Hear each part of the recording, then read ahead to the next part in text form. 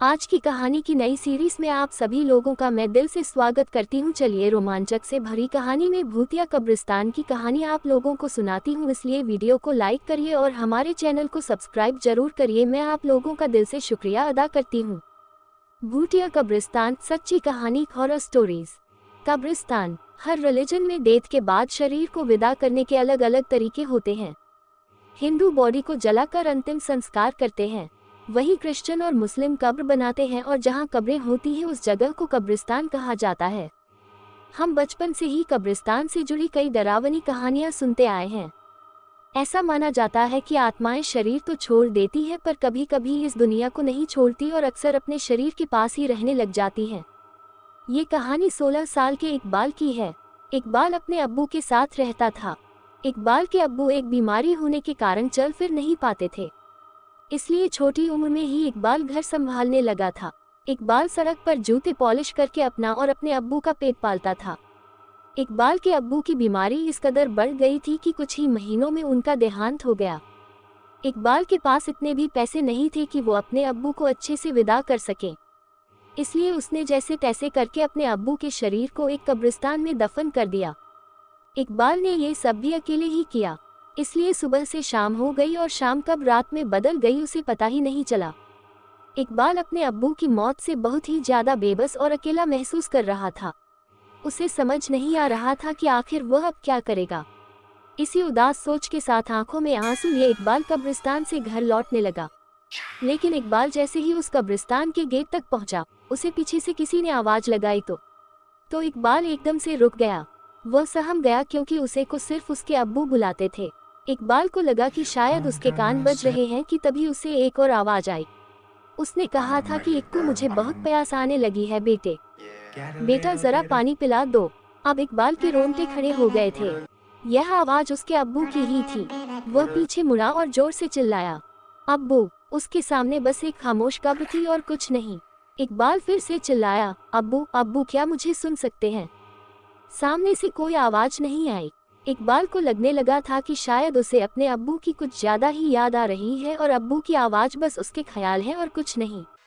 वह अपना मन पक्का करके जैसे ही वापस जाने के लिए मुड़ा तो वह दंग रह गया।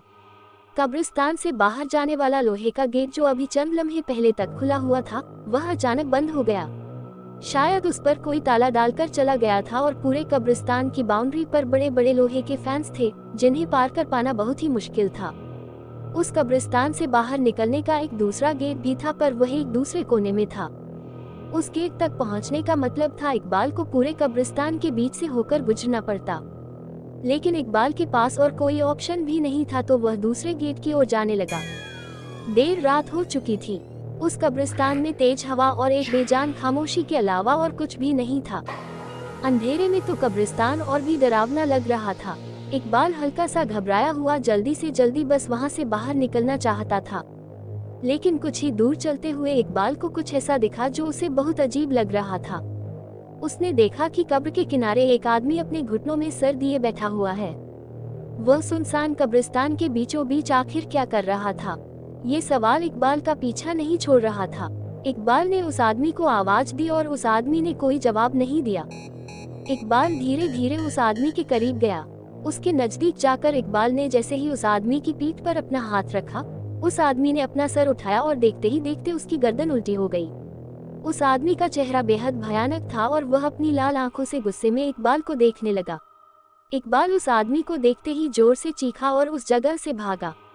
वह बिना कुछ सोचे समझे बस भागता रहा और कुछ दूर जाकर एक पेड़ से सटकर बैठ गया। इकबाल ने देखा था उससे उसकी रूह कांप गई थी। उस आदमी का भयानक चेहरा इकबाल भूल ही नहीं पा रहा था। इकबाल में अब इतनी भी हिम्मत नहीं थी कि वह उठकर एक कदम भी और चल पाए, इसलिए वह उसी पेड़ से चिपक कर बैठ गया और सुबह का इंतजार करने लगा। तभी कुछ ही पलों में वहां कोहरा फैलने लगा। कोहरा देखते ही देखते इतना गहरा हो गया कि इकबाल को अब कुछ भी दिखाई नहीं दे रहा था। तभी उस कोहरा में इकबाल को एक औरत की परछाई दिखी जो तेजी से उसके सामने से निकली। इससे पहले इकबाल कुछ समझ पाता उसे उस कोहरे में एक बच्चा भागता हुआ दिखा। उस बच्चे के पीछे एक औरत भी भाग रही थी।